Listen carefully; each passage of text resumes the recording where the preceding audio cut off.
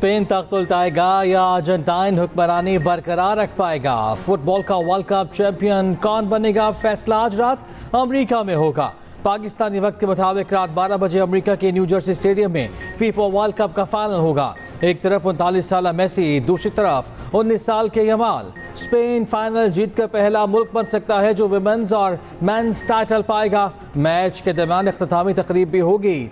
नामवर सितारे परफॉर्म करेंगे। अमेरिकी सदर ट्रंप भी फाइनल देखने स्टेडियम आएंगे। फातेह टीम को ट्रॉफी और गोल्ड मेडल्स के साथ पहली बार कीमती अंगूठी भी मिलेगी। फातेह टीम $5 करोड़ भी अपने साथ लेकर जाएगी। लाहौर और कराची समेत मुख्तलिफ शहरों में फाइनल के लिए स्क्रीनें। लिबर्टी चौक लाहौर में आवाम की बड़ी तादाद जमा। लियारी के इंटरनेशनल स्टेडियम में भी खुसूसी एहतमाम।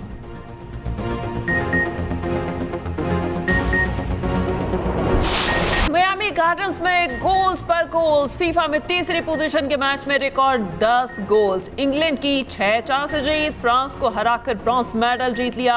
इंग्लैंड के बकायो साका की हैट्रिक। इंग्लैंड ने मैच शुरू होते ही ताबड़तोड़ हमले किए। हाफ टाइम तक 4-0 की बढ़तरी हासिल की। फ्रांस की टीम के हाफ टाइम के बाद जवाबी वार 4 गोल्स तो किए, मगर इंग्लिश टीम ने मजीद 2 गोल्स दाग दिए। मेगा इवेंट का तीसरी पोजीशन का मैच यादगार बन गया।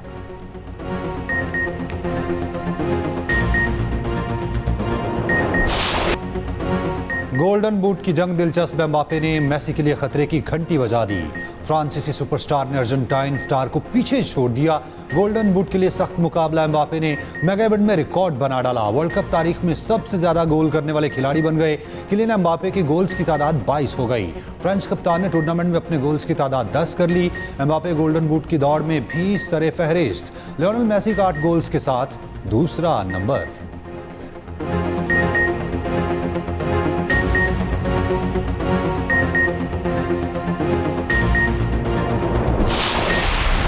आज तक ये जवाब नहीं आया वजीर आजम पाकिस्तान से, हुकूमत पाकिस्तान से, कि ये जो आपका ऑनरेबल मेंबर सियालकोट ने बयान दिया है, क्या ये बयान वफाकी हुकूमत का पॉलिसी है या नहीं।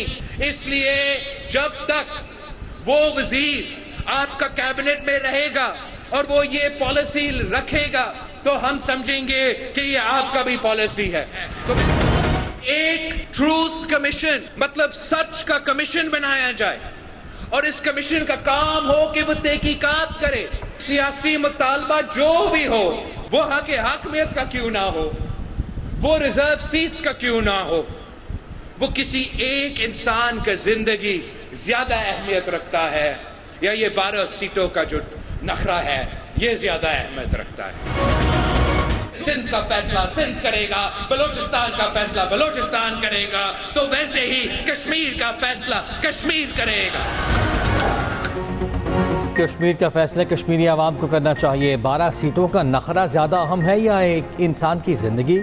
हालात बेहतर बनाने के लिए अपना किरदार अदा करने को तैयार हूँ। बिलावल भुट्टो ज़रदारी की पेशकश। एक बार फिर वज़ीर दिफा ख्वाजा आसिफ को काबीना से निकालने का मुतालबा कहा। वज़ीर दिफा के बयान पर आज तक वज़ीर आज़म का जवाब नहीं आया। जब तक ख्वाजा आसिफ काबीना में हैं हम समझेंगे ये हुकूमत की पॉलिसी है। कश्मीर का मुस्तकबिल आपकी जेब में नहीं है। कोटली में इंतखाबी जलसे से खिताब में तजवीज़ दी, सच जानने के लिए एक कमीशन बनाया जाना चाहिए। ट्रुथ कमीशन की तहकीकात मुकम्मल होने तक एहतजाज ख़त्म किया जाए। ये भी कहा जीबी की तरह हक़ हाकमियत, हक़ मलकियत और हक़ रोज़गार का मंशूर आज़ाद कश्मीर में लेकर आए हैं। गिलगित बल्तिस्तान में पहली बार वफाक को शिकस्त हुई। आज़ाद कश्मीर की सरज़मीन और मलकियत का दिफा करता रहूँगा। आज़ाद कश्मीर में पीपल्स पार्टी की हुकूमत बनाएंगे।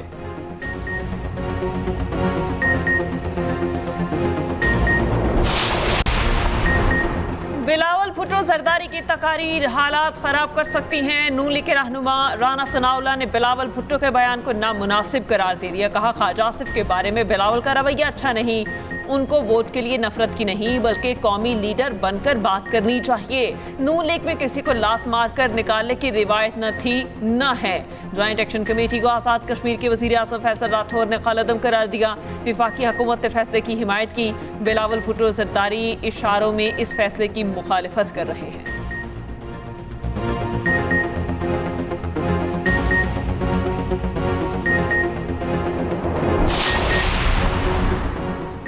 नून लीग के वज़रा ने गैर संजीदा सियासत की, कश्मीरी अवाम की तौहीन की, गैर जिम्मेदाराना बयानात से कश्मीर में मनफी फ़ज़ा पैदा हुई। सिंध के सीनियर वज़ीर शर्जील मेमन का राना सनाउल्लाह के बयान पर रद्द-ए-अमल, कहा बिलावल कश्मीर में लीगी वज़रा की भड़काई आग को ठंडा करने की कोशिश कर रहे हैं। गुरूर का आलम यह है कि वज़रा बयानात पर माजरत भी नहीं कर रहे।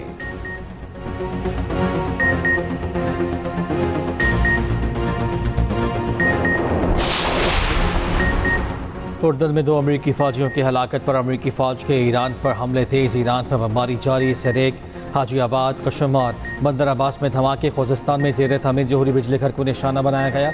अमरीका का ईरानी सहली निगरानी और फ़ज़ाई दिफाई तनसीबात को भी निशाना बनाने का दावा। अमरीकी सेंट्रल कमांड ने कहा है कि बहरी फ़ौजी सलाहियतों, मिसाइल और ड्रोन मराकज़ पर हमले किए। उर्दन में 2 अमरीकी फ़ौजियों की हलाकत की तस्दीक, 4 फ़ौजी ज़ख्मी, 1 लापता। ईरान के भी जवाबी वार। कुवैत और बहरीन में अमरीकी अहदाफ पर हमले। अल-अदीदी कैंप पर असलहा डिपो को निशाना बनाया। अली साले में बेस पर पेट्रियट दिफाई निज़ाम के रडार पर हमला। इराक के शहर बेल में अमरीकी कैंसल खाने पर ड्रोन हमला। पास दौरान इनकलाब के इलाके सरहद के करीब अमरीकी MQ-9 ड्रोन तबाह करने का दावा। कुवैत और बहरीन का मुख्तलिफ मकामात पर ईरानी मिसाइल हमलों को नाकाम बनाने का दावा।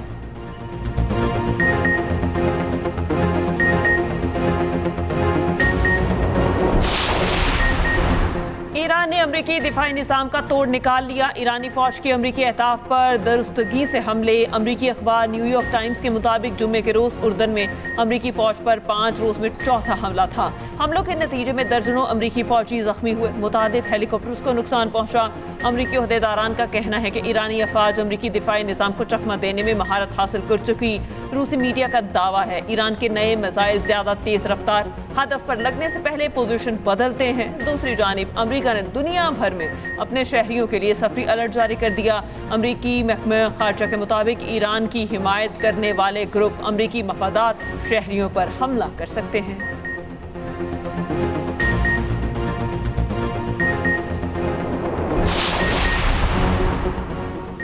कौमी मुज़ाहमत में सुप्रीम लीडर के अहकामात पर अमल कामयाबी की बुनियादी शर्त है। ईरानी पार्लियामान के स्पीकर बाकिर कालिबाफ का कहना है सुप्रीम लीडर की हिदायत पर अमल सिर्फ इखलाकी नहीं, कौमी फरीज़ा भी है। सुप्रीम लीडर की हिदायत को तारीखी जिम्मेदारी समझा जाए। ईरानी वज़ीर ख़ारजा अब्बास इराक़ची ने कहा ईरान वेनेज़ुएला जैसा नहीं है, आप किसी एक शख्स को पकड़ लें और बाकी सब डर कर पीछे हट जाएं। अमेरिका ने 2 गलत अंदाजे लगाए, एक जंग शुरू की, दूसरा ईरान की मुज़ाहमत का अंदाज़ा नहीं लगाया। मुश्तबा खामनाई के मनसब संभालने के बाद मेरी उनसे ज़ाती मुलाकात नहीं हुई, बहुत कम लोगों ने मुश्तबा खामनाई को देखा है।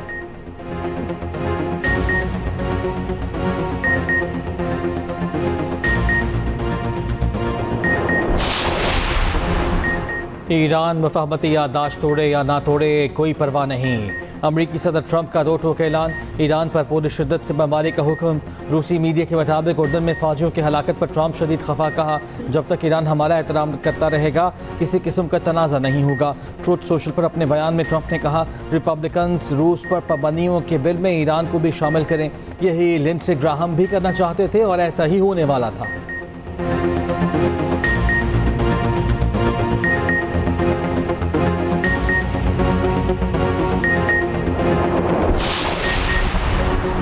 वज़ीर दाखिला सिकंदर मोमिनी का दौरा पाकिस्तान का इम्कान। ज़राए के मुताबिक ईरानी वज़ीर दाखिला आइंदा हफ्ते पाकिस्तान का दौरा कर सकते हैं। ईरानी वज़ीर पाकिस्तान की क़यादत और वज़ीर दाखिला मोहसिन नकवी से मुलाकातें करेंगे।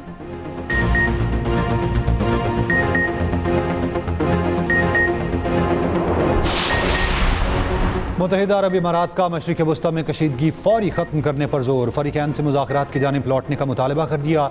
UAE ने शहरी इंफ्रास्ट्रक्चर पर हमलों को आलमी कानून की खिलाफ वर्जी करार दिया। खलीजी मीडिया के मुताबिक अमारात का कहना है शहरी इंफ्रास्ट्रक्चर पर हमला किसी भी तरह काबिल कबूल नहीं। आबना हुर्मज़ में महफूज जहाज़रानी यकीनी बनाई जाए। यूरोपीय यूनियन और खलीजी ममालिक ने मुश्तरका बयान देते हुए कहा ईरान आबना हुर्मज़ में हमले बंद करे। हुर्मज़ में इजाज़तनामे या फ़ीस के नफाज की भी मुखालफत। ईरान से आबना हुर्मज़ गैर मशरूत खोलने का मुतालबा। मुज़ाकरात की मेज़ पर वापिस आने का भी कहा।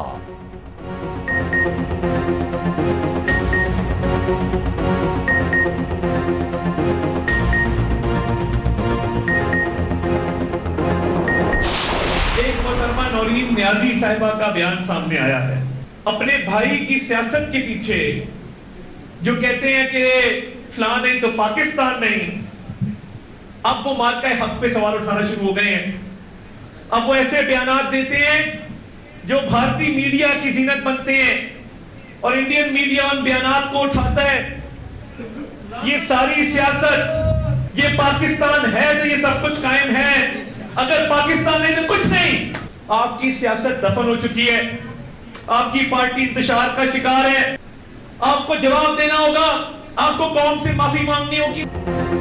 नौरीन नियाज़ी के बयान पर आवाम में शदीद गम गुस्सा है। नौरीन नियाज़ी का बयान नाकाबिल माफ़ी है, इसमें किसी किस्म की रियायत नहीं होगी। वफाकी वज़ीर इत्तला तथा अथारत कहते हैं कि अपने भाई की सियासत के पीछे उन्होंने मार के हक पर सवाल उठाना शुरू कर दिया।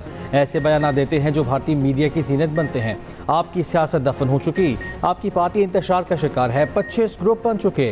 खैबर पख्तूनख्वा हुकूमत ख्वाब खरगोश के मज़े ले रही है। नौरीन नियाज़ी के भाई की पार्टी डूब रही है, इसलिए ये पाकिस्तान को बदनाम करना चाहते हैं। अपने खिताब में अतातारा ने कहा, हिजरत करने वालों की सीटें ख़त्म करने का दम किसी में नहीं। सीटें ख़त्म करने की साजिश कश्मीरियों का पाकिस्तान से रिश्ता कमज़ोर करने की साजिश थी।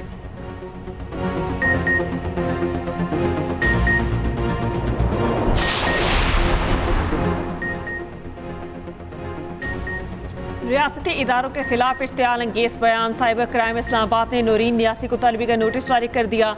NCCIA ने नौरीन नियाज़ी को 20 जुलाई को तलब कर लिया। ज़ाब्ता फौजदारी की दफ़ा 160 के तहत नोटिस जारी हुआ। रियासती इदारों के खिलाफ इश्तियाल अंगेज मवाद फैलाने पर तलब किया गया। नोटिस के मुताबिक अदम तामील पर दफ़ा 174 के तहत कानूनी कार्रवाई हो सकती है। नौरीन नियाज़ी ने इंटरव्यू में मार्का हक से मुतालिक मुतनासिब दावे किए थे। पेशावर में भी नौरीन नियाज़ी के खिलाफ NCCIA में दरख्वास्त जमा। दरख्वास्त में नौरीन नियाज़ी के खिलाफ कार्रवाई की इस्तदा। दूसरी जानिब भारतीय गोदी मीडिया ने नौरीन नियाज़ी के मुतनाज़ बयान को पाकिस्तान के खिलाफ प्रोपेगेंडे का हथियार बना लिया। मानी PTI की बहन मज़मूम सियासी अज़ाइम के लिए मुल्की सलामती के इदारों के खिलाफ गुमराह कुन प्रोपेगेंडा में मसरूफ़ हैं।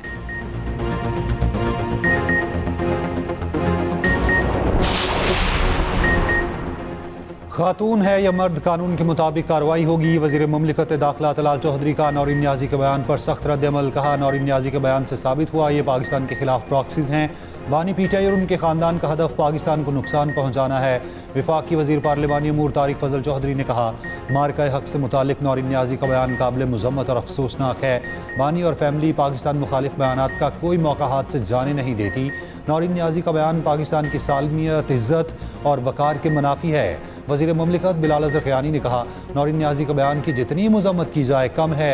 PTI अपने सियासी मफादात के लिए किसी भी हद तक जा सकती है।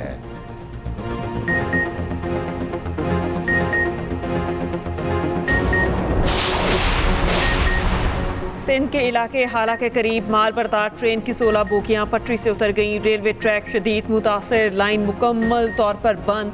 ट्रेनों की आमद-ओ-रफ्त रोक दी गई। मुतादिद मुसाफिर और माल बरदार ट्रेनें मुख्तलिफ रेलवे स्टेशन पर रोक दी गईं। रेलवे हुकाम ने बहाली का काम शुरू कर दिया।